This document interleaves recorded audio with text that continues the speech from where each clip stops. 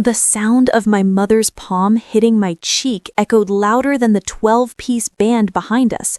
180 guests went silent. Somebody dropped a champagne glass. Nobody looked at it. They were all staring at me. My mother had just handed me a manila envelope on stage at my brother's wedding and demanded I sign over my grandmother's $2.1 million brownstone as a family gift to her golden boy. When I said no, into a live microphone, she slapped me.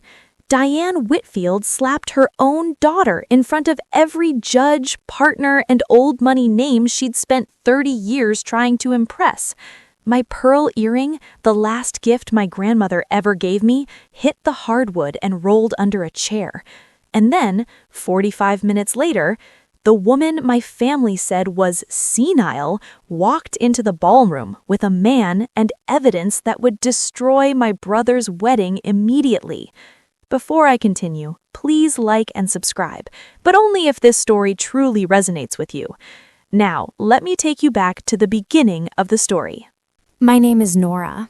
I'm 28 now, but I was 23 when my grandmother called me on a Thursday evening and changed everything. I remember exactly where I was because the dryer sheets, that warm chemical lavender smell that came up through the floorboards every single night from the laundromat below my apartment on Elm Street in Somerville. I was sitting cross-legged on my bed with my laptop balanced on a pillow and a half-eaten container of lo mein from the Chinese place on Highland Ave going cold on the nightstand. I was trying to finish a mood board for a client's bathroom, my first real client. A woman in Medford who wanted her powder room to look like something from a Pottery Barn catalog, but had a budget that was more like Target clearance. My phone buzzed. Grandma Vivian. Nora, sweetheart. No hello, no how are you. Vivian Whitfield was a contracts professor at Boston College Law for 28 years. She didn't waste breath. I need to tell you something, and I need you to just listen before you say anything. I put down my chopsticks, the plastic ones. They left a grease mark on my comforter that I scrubbed out later with dish soap. She told me she was changing her will, that she was leaving me the brownstone on Marlborough Street in Back Bay, the one she bought in 2003. 4 stories, original crown molding, a back garden with a Japanese maple she planted the year Grandpa died, appraised at $2.1 million. She said the number like she was reading a grocery list. 2.1 million. Why me? And I wasn't being fake humble. I was sitting in a 400 square foot apartment with a radiator that clanked all night and a shower that took 4 minutes to get warm. I designed bathrooms for people. I made maybe $46,000 a year if I hustled. Because you show up. She said it flat, like a fact. 11 years, Nora. Every Sunday, you drive across town and you sit with me. You bring me lemon scones from Tot because you know I love them. Your mother calls on holidays, sometimes. Your brother sends a text on my birthday if someone reminds him. You show up. That matters more than any of them will ever understand. I was crying, but I didn't want her to hear it, so I pressed my thumb and finger against the bridge of my nose the way you do when you're trying to hold it together. Arthur Penniman is handling the paperwork. He's been my attorney for 22 years. Everything will be finalized by next month. Then she paused, and she said, Your mother will not take this well. Honestly, that might be the biggest understatement anyone has ever said to me in my entire life. The news leaked in maybe 5 weeks. I don't know how. Could have been someone at Arthur's firm, could have been the appraiser, could have been anyone because Boston's legal circle is basically a group chat with law degrees. All I know is that one night in April 2021, my mother called and told me there was going to be a family discussion. A family discussion. Her words, like we were a board of directors. I drove to Brookline, the Colonial on Heath Street, $2.8 million house, maybe worth $5 now. I parked my Honda Civic with the cracked windshield behind Kevin's 3 Series BMW and my mother's white Lexus RX and already felt like I was showing up to a fight I'd already lost. Inside, they were positioned. I mean positioned. Gerald in his recliner by the fireplace, Diane standing near the mantel because she liked the height advantage, Kevin on the sectional with one ankle on his knee scrolling Instagram like he had somewhere better to be, and the only seat left was a dining room chair someone had dragged in and placed facing all three of them. "Nora, honey," Diane's voice, that specific temperature she does, warm like a bath you're about to find out is scalding. "We need to discuss your grandmother's condition." Her condition? She's clearly not thinking clearly. Diane touched the gold buttons on her Nordstrom blouse, one by one like a rosary. She's clearly not thinking clearly. Leaving a property worth over $2 million to one person, skipping her own daughter, that's not something a rational person does. "She didn't skip you. She made a choice." Kevin looked up. "Nor, be real. What are you going to do with a brownstone in Back Bay? You live above a laundromat. You glue fabric samples to poster boards for a living." That one went right through me, right through, because he knew exactly where to put it. Gerald cleared his throat, that litigation partner voice, measured, practiced. The appropriate course of action would be to decline the bequest, or to sell and distribute equally. That's what a family does. Gerald Whitfield, the man who missed my graduation from Mass Art because he was at a firm retreat in Nantucket, who didn't call, didn't text, who I found out later went sailing that afternoon while I walked across a stage looking for him in the third row. That man was now lecturing me about what a family does. "I'm not declining anything," I said. "Grandma made this decision and it's hers to make." The room dropped 10 degrees. I swear I could feel it on my arms. Diane's smile didn't fade. It vanished like someone hit a switch. "Then I hope you understand that choices have consequences." I drove home that night on the Mass Pike with my hands shaking on the steering wheel and a feeling in my chest like something very bad had just been set in motion, something I couldn't see yet, something with teeth. The consequences started small. So small I almost didn't notice. By June 2021, I realized I'd been removed from the family group chat. Not dramatically, not with an announcement. I just stopped getting messages. I figured it was a glitch until I saw Kevin's engagement photos on Instagram before anyone told me about them. A whole carousel, him and his fiancée Lauren at the Boston Public Garden, her hand out showing a ring that probably cost more than my car, caption reading, "She said yes," with a champagne emoji. 47 comments from people I knew. My mother commenting, "My perfect boy," with 6 hearts. Nobody called me, nobody texted. I found out my brother was getting married the same way a stranger would. When I asked Diane about it, she said, "Oh, we figured you were too busy with your little art projects to keep up with family news." My little art projects. I had 9 active clients. I just signed a contract to redesign the lobby of a dental practice in Davis Square. Revenue was up 40% from the year before. But to Diane Whitfield, if it didn't come with a JD or an MD after your name, it was arts and crafts. But the exclusion wasn't the worst part. The worst part was the stories. I found out what Diane had been saying about me at a housewarming party in Newton that I showed up to uninvited. Well, not uninvited. Wait, no, I was invited by the host, Janet Kowalski, a woman I'd done some design work for. But Janet didn't know she was supposed to keep me away from Diane's crowd. I walked in and heard my mother's voice before I saw her. She was standing by the kitchen island holding a glass of Sancerre and talking to 3 other women, and she said, "Nora basically took advantage of my mother, visited her constantly, isolated her from the rest of us, convinced her to change the will. You know how vulnerable elderly people can be. It's practically elder abuse if you think about it." Elder abuse. My mother called me an elder abuser at a housewarming party while eating bruschetta. I stood in Janet's hallway with my coat still on and my car keys cutting into my palm because I was squeezing them so hard.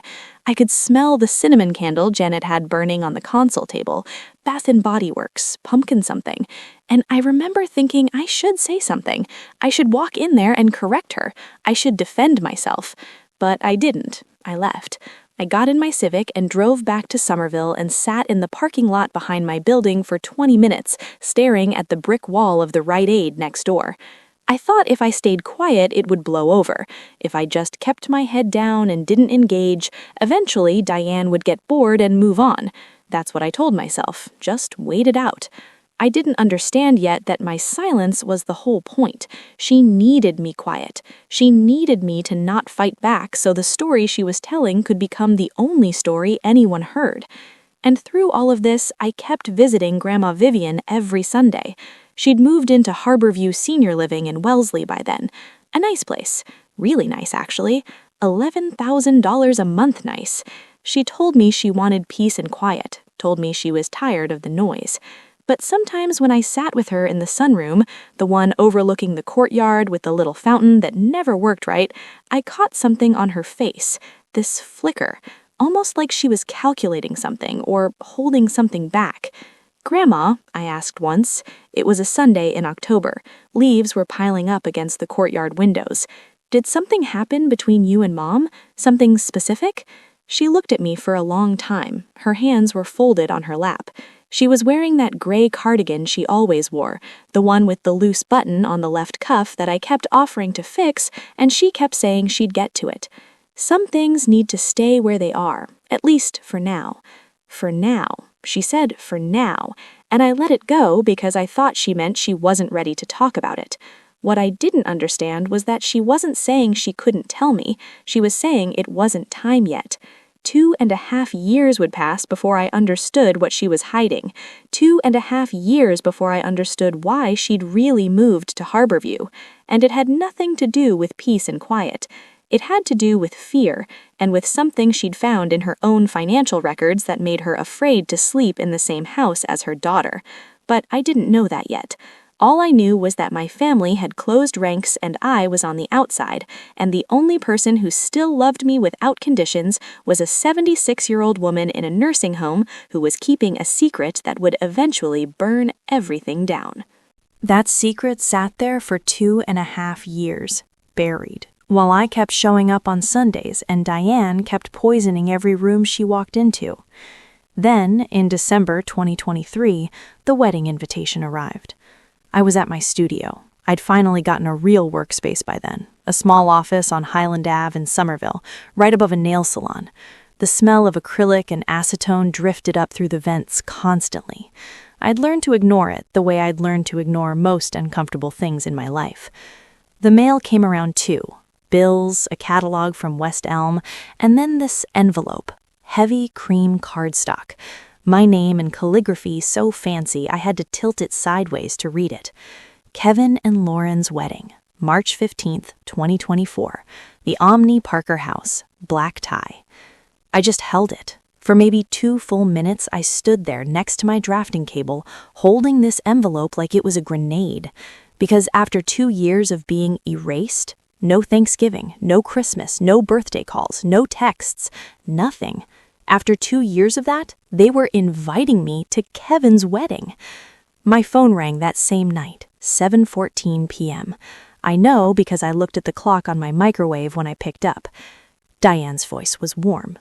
Actually warm. I hadn't heard that version of her since before the will came out. "Did you get Kevin's invitation?" I did. "Wonderful. You know, this wedding is really a chance for us to come together again, to heal, to show everyone that the Whitfields are still a family." She let that sit. Then she kept going, and there it was. "I've been thinking this would be the perfect opportunity to revisit our conversation about the brownstone. Kevin and Lauren will need a proper home after the honeymoon, somewhere in the city, somewhere that reflects who they are. And honestly, Nora, you're barely using it. You're still working out of that little office in Somerville. The brownstone deserves a family." The brownstone deserves a family. Like the house had feelings, like I wasn't enough to fill it. "Mom, the brownstone is mine. Grandma left it to me. You could transfer it as a wedding gift." She kept going like I hadn't spoken. "Think about how that would look. Think about how generous. Kevin would be so grateful. Lauren's family would see how close we all are. It would fix everything. Fix everything? What she meant was it would fix her story, the one where I was the selfish daughter who stole from her confused grandmother. If I gave the brownstone to Kevin willingly, then suddenly I wasn't a thief anymore. I was just the quiet sister who did the right thing. Diane wins. The narrative stays clean. I'm not transferring anything. Silence. 3 seconds. 4. 5. Kevin deserves a proper start, Nora. He's marrying into the Prescott family. Do you understand what that means? Lauren's father is a managing partner at Wilmer Hale. They'll be hosting dinners. They'll be entertaining. They need a home that matches their position. Then Lauren's father can buy them one. The warmth was gone, completely gone. What replaced it was that voice, the real one. I expect you to think very carefully about this before March, and I expect you to do the right thing. She hung up. I sat there on my kitchen stool staring at the invitation on the counter next to a half-empty bottle of Trader Joe's wine and a roll of paper towels. The nail salon downstairs had closed for the night. The building was dead quiet, and I understood with total clarity that the invitation was not an olive branch. It was a setup. If I went and refused again, she'd make it public. She'd have her audience. Every judge, every partner, every name she'd collected over 30 years, watching her put her selfish daughter in her place. But if I didn't go, that was surrender too. Proof I was ashamed. Proof I had something to hide. I thought about skipping it. I seriously did. For about 3 days I went back and forth, but something in me wouldn't let it go. I hadn't done anything wrong. I had accepted a gift from someone who loved me. I would not be made to feel like a criminal for that. I RSVP'd yes. And then, 1 week before the wedding, at 6:47 in the morning, my phone rang. Grandma Vivian. That early? She never called that early. Nora, sweetheart. Her voice had something in it I'd only heard a handful of times in my life. Urgency. Real urgency. I need you to listen carefully. If something happens at that wedding, and I believe something will, I want you to call Arthur Penniman. The number is 617-482-3319. Write it down. Grandma, what are you talking about? What's going to happen? Your mother thinks I don't know what she's been planning. A pause. Steel underneath. She forgets I was practicing law before she learned to walk. Grandma, slow down. What do you mean you've prepared everything? Prepared what? She didn't slow down. Vivian Whitfield never slowed down for anyone. Arthur has all the documents. If you need them, they're ready. If things go sideways at that wedding, you call him and you tell him the file is needed. He'll know exactly what that means. What documents? What file? Grandma, you're scaring me. 8 months ago, she said, and her voice shifted, got quieter, not weaker, more careful. Your friend Megan came to visit me at Harborview. Megan Torres. We'd been friends since freshman year at MassArt. She'd gone into journalism instead of design, worked the investigative desk at the Boston Globe. She'd mentioned to me maybe 6 months before that she was looking into some irregular property transactions in the suburbs. Something about sales that didn't match county records. I hadn't connected it to anything. Why did Megan visit you? Because she found something, a property sale in 2020, a cottage in Wellfleet on Cape Cod that was deeded in my name, a cottage I never sold. I sat down on the edge of my bed. The mattress creaked, that cheap IKEA frame I had had since college. What do you mean you never sold it? I mean exactly that. Your mother sold it for $740,000. She forged my signature on every document. The room tilted. Honestly, that's the only way I can describe it. Like the floor shifted about 2 degrees to the left and everything slid. Grandma, I didn't want to believe it either. That's why I hired a firm, forensic document analysts in downtown Boston. They specialize in handwriting verification. They compared the signatures on the Wellfleet sale documents to authenticated samples of my handwriting. She paused. Probability of forgery, 97.4%. 97.4. That's not a gray area. That's not maybe. That's certainty wearing a lab coat. Why didn't you tell me? My voice came out wrong, too high, like I was 12 again. Why didn't you go to the police? Because she's my daughter, Nora. And right there, her voice cracked, just barely, just for a half second before she pulled it back together. Because I kept hoping there was an explanation, some reason that wasn't what it looked like. But we both knew there wasn't. That's why you moved to Harborview, I said, and it hit me all at once, like a truck. Not because you wanted peace and quiet, because you couldn't be in the same house as her. Because you found out she stole from you, and you couldn't trust her anymore. I couldn't trust her around my paperwork, my bank statements, my remaining accounts, so I removed myself. I locked down what I could. The brownstone was already in your name by then. Arthur made sure of that, and I waited. Waited for what? For her to make a mistake. Her voice went hard again, that courtroom voice. Victoria operates the same way she always has. Wait, no, she caught herself. Diane, I'm sorry, I was thinking of someone else. Diane needs an audience. She needs witnesses. She needs people watching so she can perform. That's why she does everything publicly. The charity galas, the dinner parties, the family meetings. She can't bully anyone without a crowd to validate her portrayal. And the wedding. She has 180 people coming, judges, partners, the Prescotts, everyone she's ever wanted to impress packed into one room. If she's going to try to force you to sign something, that's when she'll do it. I was standing now. I don't remember getting up.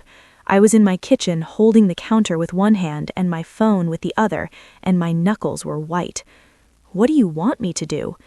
Go to the wedding. Don't sign anything, and if she pushes you, if she corners you, if it gets bad, call Arthur. Tell him the file is needed. He'll call me, and I will be there within the hour. You'll come to the wedding? Sweetheart, and I could hear her smiling, actually smiling through the phone. I've been waiting 3 years for this. I already have my dress picked out. She hung up before I could ask anything else. That was her way. Say what needs saying, don't linger. I saved Arthur's number in my phone, 617-482-3319. I stared at it. My hands were doing that trembling thing they do when adrenaline hits, but there's nowhere for it to go.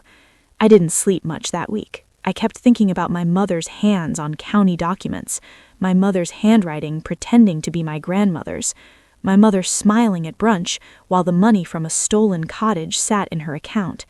And then March 15th came, and I put on a navy dress I'd bought at Nordstrom Rack in Burlington, and I drove downtown, and I walked into the Omni Parker house, and the lobby smelled like old wood and fresh lilies and money. And I thought to myself, this is either going to be the worst night of my life or the last night my mother gets away with anything. The ballroom at the Omni Parker house was the kind of room that makes you feel underdressed even when you're not. Crystal chandeliers, white roses everywhere, a string quartet in the corner playing something classical that I couldn't name but that sounded expensive, waiters in black vests moving between tables with silver trays, champagne flutes, crab cakes on little napkins. Every detail screaming Diane Whitfield was here and she wants you to know it. I counted the chairs during cocktail hour, 180. Lawyers, judges, investment people, old Boston families with last names you see on library wings. The Prescotts had their own table near the front. Lauren's father, Gregory Prescott, managing partner at Wilmer Hale, sitting with his wife and 2 other couples who looked like they owned counties.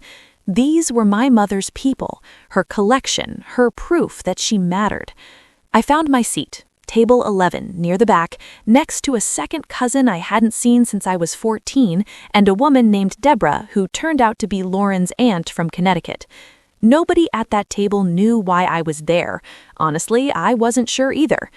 Gerald found me near the bar about 20 minutes in.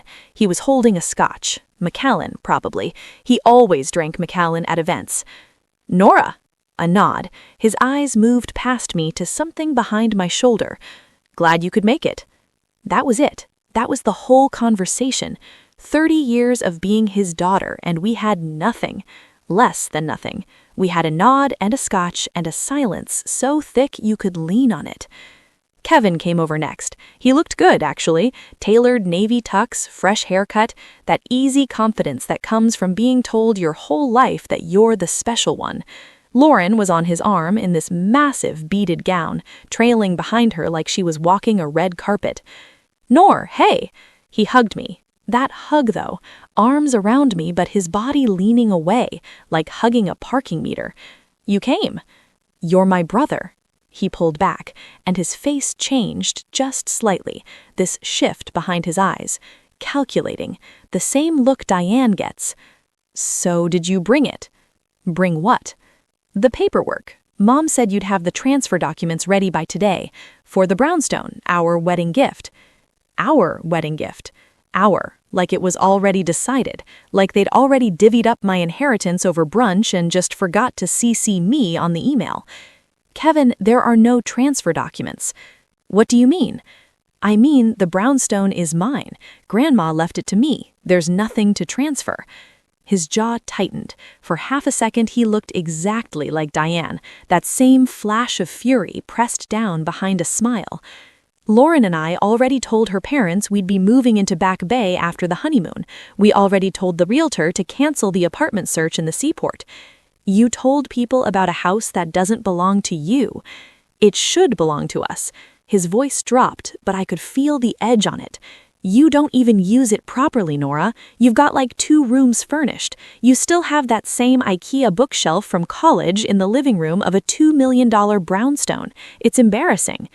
He knew about the bookshelf, which meant he'd been inside, which meant Diane had a key, or made one. My stomach flipped. "The brownstone is mine," I said again, slower this time, "and Grandma's wishes are not up for a vote at your wedding reception."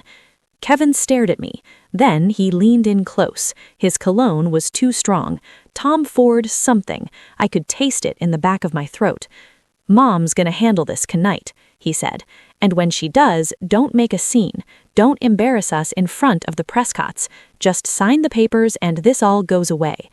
He walked back toward the head table. Lauren glanced at me over her shoulder with this look, not mean exactly, pitying, like I was a problem that was about to be solved. I stood there alone, holding a glass of sparkling water I hadn't sipped, and I could feel it building. The whole room was a trap. The invitation, the seating, the small talk, all of it was just the runway leading to whatever Diane had planned for later tonight. My phone buzzed in my clutch. Grandma Vivian. "Tell me what's happening." "How do you always know?" "Because I know my daughter. Has she made her move yet?" "Not yet, but Kevin just told me she's going to handle it tonight." His words. "Good." And there was something in Grandma's voice that sounded almost like satisfaction. "Let her. Remember the number. Remember what I told you. And Nora." "Yeah?" "Don't be afraid. You have never been alone in this. Not once." She hung up. I pressed my phone against my chest and took a breath. The string quartet switched to something faster. People were laughing, glasses clinking, and across the room I watched my mother stand up from the head table, smooth her Valentino dress, and reach for the microphone. The clink of a knife against crystal cut through everything. The laughter stopped. The string quartet stopped. Even the waiters froze mid-step. Diane stood at the head table, champagne flute in her left hand, microphone in her right, her Valentino gown catching the chandelier light like she'd planned exactly where to stand for maximum sparkle. Because she had. Of course she had. If I could have everyone's attention, that smile, that warm, generous public smile she'd been perfecting for 30 years, I'd like to take a moment for something very special, a family tradition that Kevin has asked me to help with tonight. Family tradition. We didn't have family traditions. We had family performances. As many of you know, the Whitfield family believes in supporting each other, in sacrifice, in showing up for the people we love. Her eyes swept the room. They landed on me for exactly 1 second, then moved on. And tonight, in that spirit, I'd like to invite my daughter, Nora, to join me up here. 180 people turned toward table 11. Every single one of them. I could feel their eyes like heat lamps on my skin. "Nora, sweetheart." Gentle, encouraging, the voice of a loving mother coaxing a shy child toward a birthday cake. "Come on up, honey. Don't be shy." My legs moved before my brain decided anything, because what was I supposed to do? Stay seated while 180 people stared at me? Refuse and become the difficult one, the bitter sister who ruined Kevin's wedding with her stubbornness? She'd already written that script. Staying in my chair would have been playing right into it. I walked through the tables, past the whispers, past Gregory Prescott adjusting his glasses to get a better look, past Deborah from Connecticut who'd been perfectly nice to me 20 minutes ago and was now watching me like I was a nature documentary. Diane put her arm around my shoulders when I reached the platform. It felt like a clamp. Her perfume was suffocating. Chanel No. 5. Too much of it. The way she always wore too much of it. "Now, everyone." She squeezed my shoulder hard enough that I felt her rings dig into my collarbone. "Nora has been holding on to something very precious. Our mother, my mother, left her a beautiful brownstone on Marlborough Street. $2.1 million. Quite a gift." Murmurs, nodding. I saw a woman at table 3 lean over and say something to her husband. "Nora has been keeping it safe," Diane continued. "Keeping it safe, like I was a storage unit. And tonight, she's going to do something incredibly generous. She's going to transfer the property to Kevin and Lauren as a wedding gift, so they can start their new life in a home that truly reflects their future." She produced a folder. I don't know where it came from. Under the table, maybe? Inside it was a stack of documents. Transfer of deed, quitclaim agreement, my name already typed on the signature lines, a pen clipped to the front, blue ink. The room applauded. They actually applauded, like this was a surprise proposal or a gender reveal, like I was about to do something beautiful instead of being publicly robbed. "Mom." My voice was quiet, but the microphone caught it. "I'm not signing this." Her smile held. Barely. "Don't be nervous, sweetheart. It's just paperwork." "It's not just paperwork. It's the home Grandma Vivian left to me, not to Kevin, not to the family, to me." The applause died. Dead silence. 180 people holding their breath. "Nora." Her grip on my shoulder turned into something else. Her nails, through the fabric of my dress. "Let's not do this here." "I didn't do this here. You did." Kevin appeared at the edge of the stage. "Nora, come on, just sign it. Don't make this weird. You made this weird when you told the Prescotts you were moving into a house that isn't yours." Lauren's father coughed. A waiter near the kitchen door stood completely still, holding a tray of creme brulee at a weird angle. And then Diane's composure broke, like a dam, all at once. "You ungrateful child!" The microphone caught every word, every syllable bouncing off the walls of that ballroom. "After everything we've done for you, after we raised you, fed you, paid for your little art school, you can't do this one thing for your brother? You never paid for mass art. I had scholarships and student loans. And you didn't raise me. Grandma did. Every summer, every school break, while you were at galas and benefits, and anywhere that wasn't home." Her hand moved so fast that I didn't even flinch because I didn't see it coming. The slap connected with my left cheek, hard. My head slapped sideways. My pearl earring popped off and hit the hardwood floor and rolled under a chair with this tiny sound. Click, click, click. 180 people. Silent. My cheek burned. My eyes blurred. I bent down, picked up the earring. It was warm from my skin. I put it in my clutch. Then I looked at my mother. "That's the last time you ever touch me." I walked off the stage, through the tables, through the silence, out the double doors, into the lobby. I found a quiet corner near the elevator bank, pulled out my phone, dialed 617-482-3319. One ring. Arthur Penniman's office. "This is Nora Whitfield. Tell my grandmother the file is needed." "Understood, Miss Whitfield. She'll be there within the hour." I hung up, sat down on a bench, touched my burning cheek, and waited. 43 minutes. That's how long I sat on that bench near the elevators. I know because I watched every minute tick on my phone screen. My cheek was still hot. The muffled sounds of chaos bled through the ballroom doors. Raised voices, someone crying. The string quartet had not started playing again. Then the main doors of the Omni Parker house opened, and my grandmother walked in.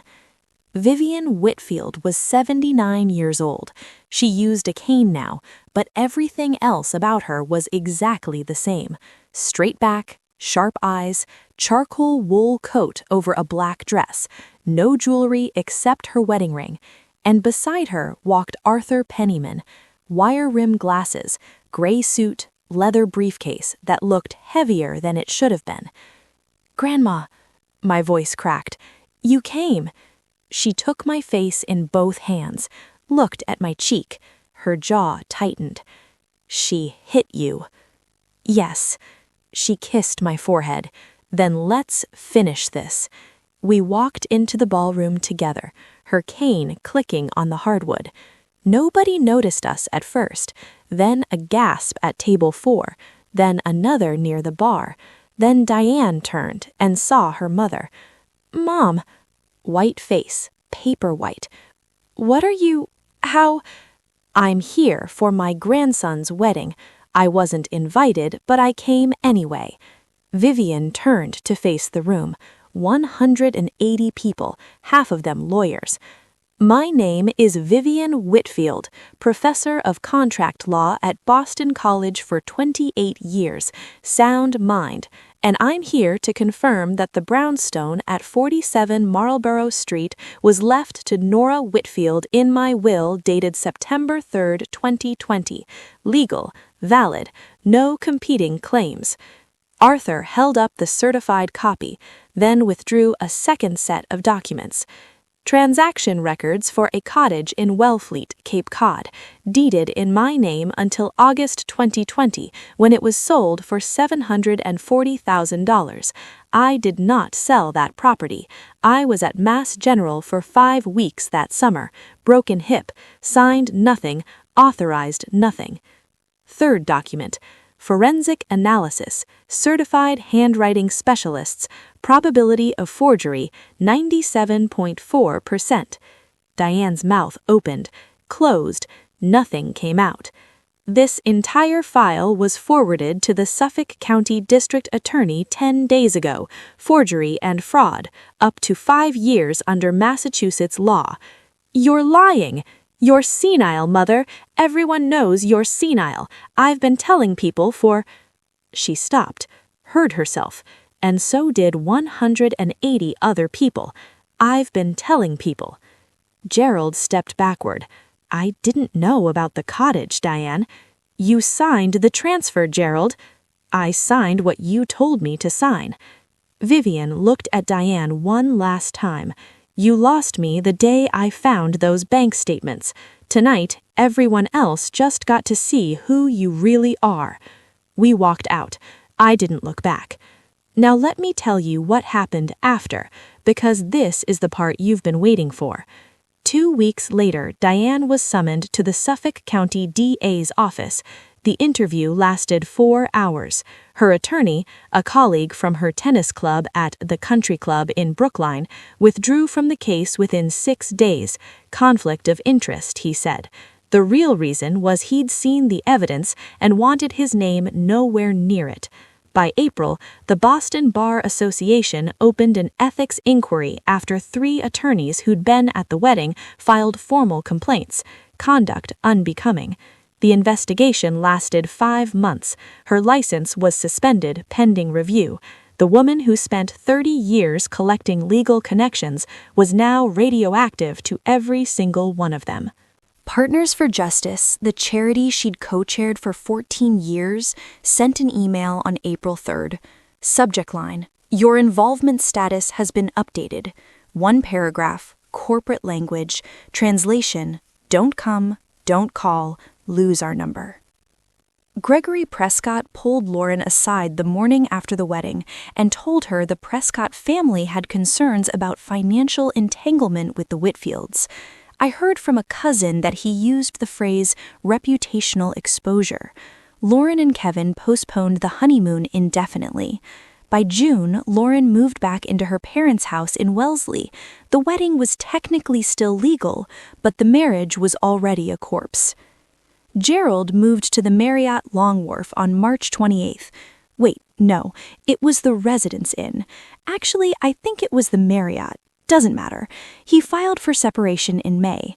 34 years of marriage, and he packed 2 suitcases and left while Diane was at her lawyer's office. He called me once, said he wanted to explain. I told him explaining wasn't the same as showing up, and that if he wanted a relationship with me, he could start by being consistent. He said he understood. He hasn't called since. In May, a certified letter arrived from a real estate attorney in Cape Cod. The 2020 Wellfleet sale was under legal review.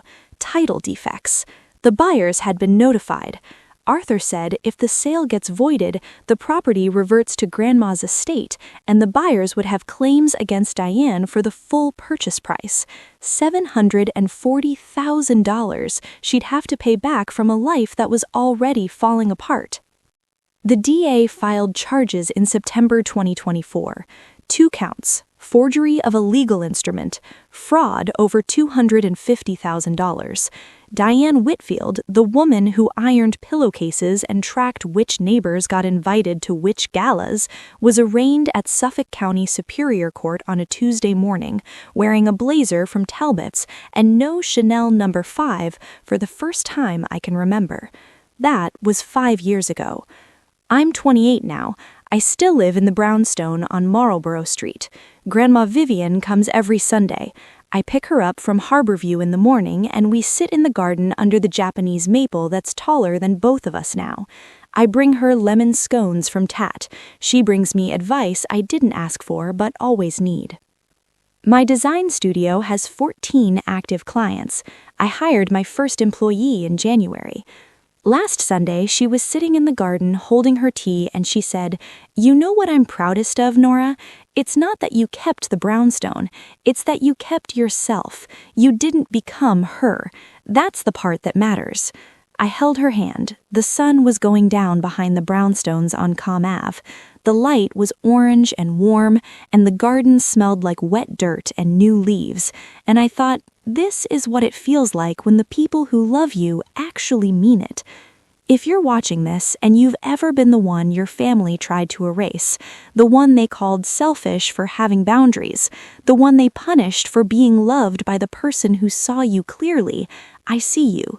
You're not ungrateful. You're not crazy. You're just inconvenient to people who need you to stay small.